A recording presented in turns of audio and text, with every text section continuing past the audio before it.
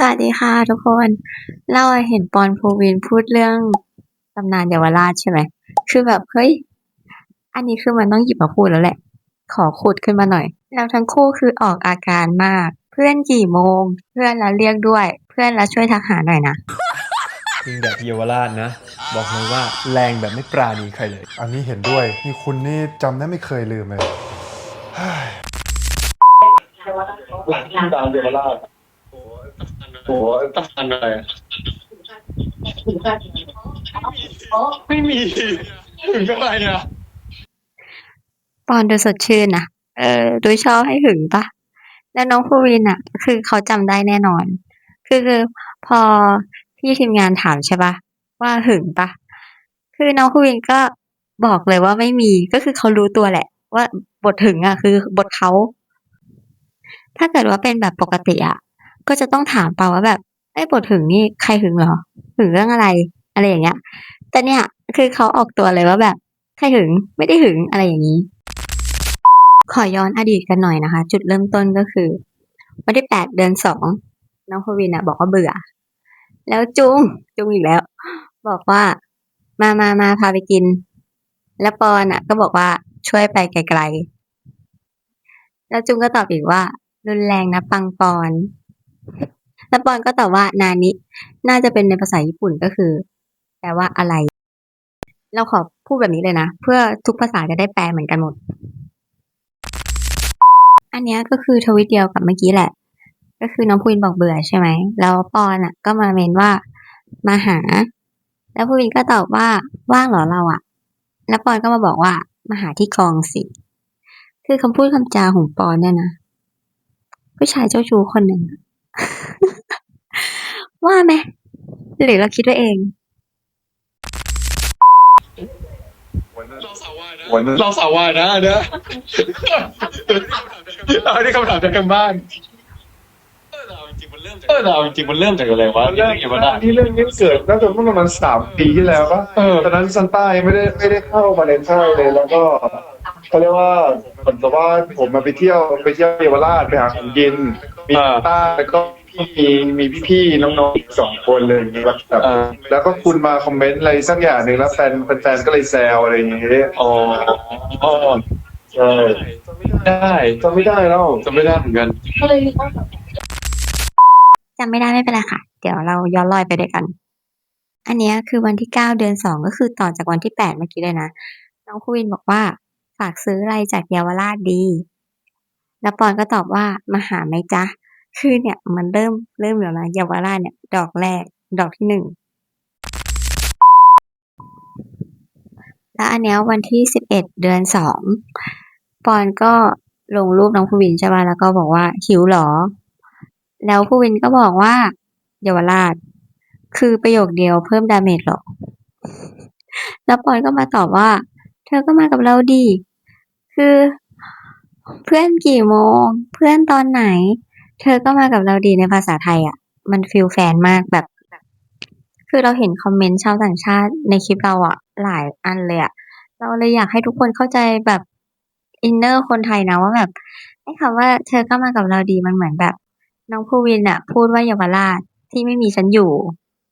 ส่วนปอนเข้ามาตอบว่าแบบเอ้าเธอก็มากับเราดีอย่างเงี้ยเข้าใจปะอธิบายยากว่ะ อันเนี้ยตำนานของแท้ที่แท้จริงเลยมันมาจากอันนี้แหละคือปอนอะลงว่าอาการนี้มันยังไงคิดว่าปอนอะน่าจะแบบขอภูวินมาลงแล้วแหละคือในแชทอะน้องภูวินก็บอกว่ารุ่นน้องในวงการเยอะนะเนี่ยฮ่าฮ่าฮ่าฮ่าแล้วปอนก็ตอบว่ามันไปเต้นมาด้วยกันเป็นเพื่อนเต้นฮ่าฮ่าฮ่าฮ่าภูวินก็บอกอ๋อนี่คือเพิ่มดาเมจเหรอหรือว่าอะไร อ๋ออย่างนี้เหรออ๋ออย่างเงี้ยแล้วปอนก็บอกว่าน้อยใจเหรอจ๊ะ5 ยาวเลยทีนี้ขำกบเกลื่อนเวอร์แล้วน้องผู้หญิงก็ตอบว่าเปล่าเห็นตั้งแต่เยาวราชละเนี่ยแหละดอกเนี่ยแหละที่เป็นตำนานคือจริงๆแล้วอะเยาวราชคือมันไม่ใช่แค่นิดๆหน่อยๆนะคือมันมีที่มาที่ไปเยอะมากอะมันสมศักดิ์ศรีการเป็นตำนานมากขำจังหวะเกริ่นจังหวะ อธิบายจังหวะแก้ตัวแล้วก็จังหวะอ๋อ แล้วแบบน้อยใจเหรอจ๊ะ คือบทสนทนานี้มันเพื่อนตรงไหน นี่ขนาดเป็นช่วงเริ่มต้นของความสัมพันธ์เองนะเขาคุยกันแบบนี้เลยนะแต่ปอนคือเกรงใจพาร์ทเนอร์เก่งมากอะเกรงใจแบบฟิลแฟนเวอร์ ดันไปหันไปมองปอนก่อน แล้วเราก็จ้องตากันประมาณ5 วิ แล้วคนบอกว่าทำมือเนี่ยเหรอ ไม่ใช่ จ้องตากันก่อนแล้วก็ค่อยๆเดินเข้ามา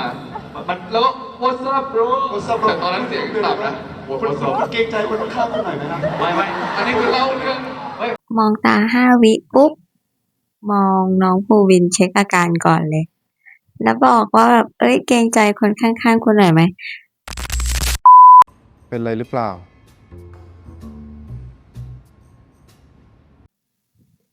เปล่าเห็นตั้งแต่เยาวราชละ แล้วปอนก็มารีทวิตอันนี้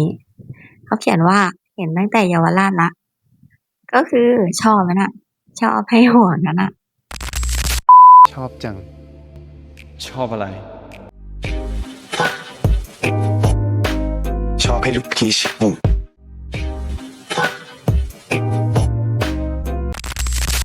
ปอนน่ะมีไอจีที่ลงรูปกล้องฟิล์มไว้ใช่ไหมล่ะ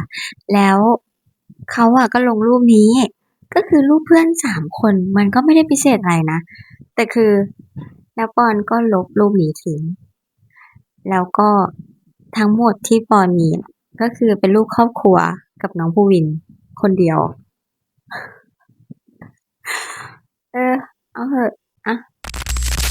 แต่เราว่านะ คือเหตุการณ์เนี้ย พวกเราอะล้อน้องภูวินมากเกินไป แบบแซวน้องเขาแบบแกล้งน้องเขามากเกินไปอะคือเราคิดว่าน้องเขาโกรธอะ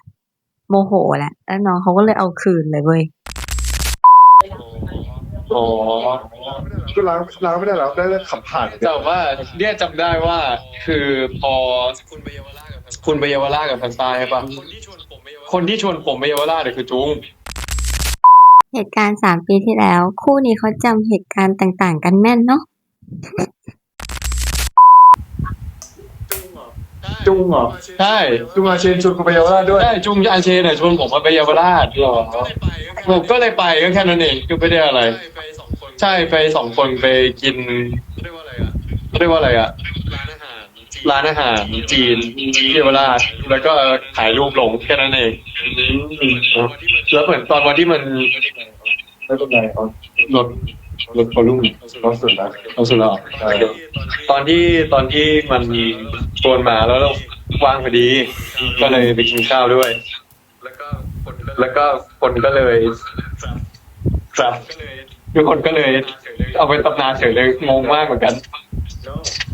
no it's not อ๋อ ก็คือเรื่องอะมันนานแล้วมันเก่าแล้ว3 ปีแล้ว แต่ว่าจำได้ว่าตอนที่ปอนไปกับแซนต้า หลังจากนั้นน่ะ น้องภูวินก็ไปกับจุง ไปกัน2 คน ไปเยาวราชไปกินอาหารจีน คือจุงอะเขาชวนผมไป ก็คือถ้าเกิดว่าคุณไม่ชวนผมอะก็มีคนอื่นเขาชวนผมไปนะ อันนี้คือสิ่งที่น้องภูวินอยากจะบอกปะ คือเอาคืนแบบ อันนี้เป็นเพื่อนไหมทุกคนเราว่าบรรยากาศมันไม่ค่อยเหมือนเพื่อนนะเว้ยแบบ คือมันแบบมันคือน้องเขารู้อะว่าตำนานเยาวราชจริงๆคืออะไร แต่ว่าน้องเขาก็เลือกที่จะหยิบเรื่องเนี้ยขึ้นมาพูด แต่เราอะเดาว่าปอนอะอาจจะไม่รู้จริงๆว่าน้องภูวินอะไปกับจุง เพราะว่าในทวิตอะปอนก็ไม่ได้มาตอบอะไรนะ คือเราออกตัวแทนปอนนิดนึง คือปอนอะไม่เคยล้อน้องเลยนะ ไม่เคยแบบแกล้งน้องเลยอะแบบว่าแบบไปออกรายการไหนคนแซวเรื่องเยาวราชหรือแบบแฟนคลับแซวอะไรอย่างเงี้ยเขาก็ไม่เคยแบบล้อน้องภูวินออกสื่อเลยอะใช่คนที่ล้อก็คือมีแต่พวกเราอะแล้วน้องเขาโมโหปะแล้วก็เหมือนน้องเขาโมโหอะว่าแบบเอ้ย คือหึงอยู่คนเดียวเลยเหรอ คือน้องภูวินหึงอยู่คนเดียวเลยเหรอ คือจริงๆเราคิดว่าปอนก็ขี้หวงเหมือนกัน แต่คือคำพูดคำจามันน่าล้อไง ใช่ไหมล่ะ แบบอ๋อเห็นแต่เยาวราชละคือ เพื่อนมันไม่พูดกัน น้องเขารู้ไหมเนี่ย เพื่อนเขาไม่พูดกันแบบเนี้ย แต่ก็เข้าใจน้องภูวินนะ เพราะว่าน้องแซนต้าคือหน้าตาน่ารักมากแบบ ก็คือไทป์เดียวกับน้องภูวินเลย แต่ว่าตัวเล็กกว่า แล้วก็ชอบเต้นเหมือนปอน